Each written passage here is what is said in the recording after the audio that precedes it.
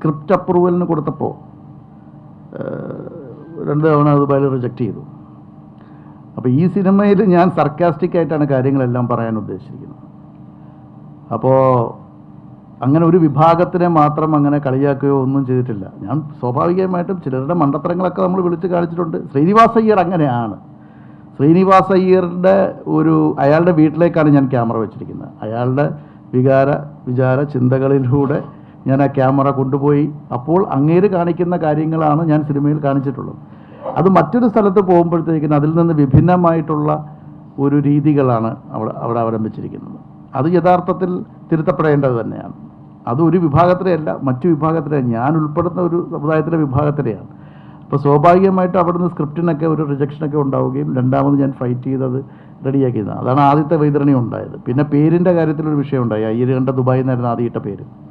അപ്പോൾ അത് ഇതേപോലെ ഒരു ഏകദേശം 6 മാസം എടുത്തു ഈ അയ്യരിന് അറേബ്യ എന്ന് പറഞ്ഞ പേരിന്. ആ വൈതരണികളൊക്കെ കഴിഞ്ഞ് പടം ഇറങ്ങിക്കഴിഞ്ഞപ്പോഴാണ് നിഴൽ യുദ്ധം ആരംഭിച്ചിരിക്കുന്നത്. ഈ നിഴൽ യുദ്ധം എന്ന് പറയുന്നത് സ്ട്രൈറ്റ് ഫൈറ്റ് ആണെങ്കിൽ ഒരു രസമുണ്ട്. ഈ നിഴൽ യുദ്ധം അങ്ങനെയല്ലല്ലോ.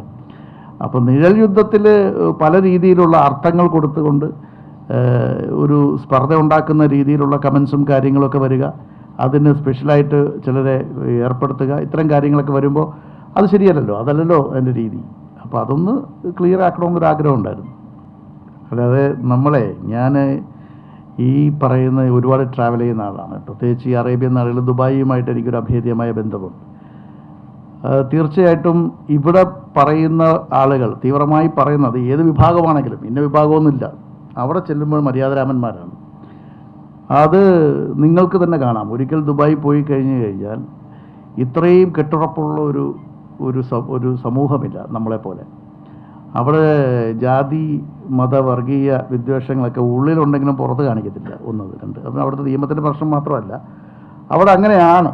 അങ്ങനെ ഒരു മറുനാട്ടിൽ ചെല്ലുമ്പോൾ മലയാളി ഒന്നാണെന്ന് എപ്പോഴും പറയുന്നത് പോലെ, അപ്പോൾ സ്വാഭാവികമായിട്ടും ഇവിടെ പറയുന്ന കാര്യങ്ങളൊന്നും അവിടെ നടക്കത്തില്ല എന്ന് വ്യക്തമായ ധാരണയുള്ളത് കൊണ്ടും നേരെ പ്ലേറ്റ് മറിച്ചിട്ടുള്ള കാര്യങ്ങളാണ് അവിടെ നടക്കുന്നത് എന്നുള്ളൊരു സത്യം തന്നെയാണ്. അപ്പോൾ ഒരു സർക്കാസ്റ്റിക് മൂവി ചെയ്യുമ്പോൾ ഇതെല്ലാം കൂടി നമ്മൾ കാണിക്കണ്ടേ, ജനം മനസ്സിലാക്കട്ടെ, ഒരു ഇൻഫോർമേറ്റീവ് കൂടി ആയിരിക്കണ്ടേ.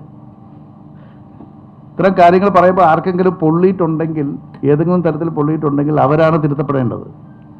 അങ്ങനെ ഒരു വ്യക്തമായ ഒരു ഭാഷ്യം ഈ സിനിമയ്ക്ക് ഞാൻ കൊടുത്തിട്ടുണ്ട്.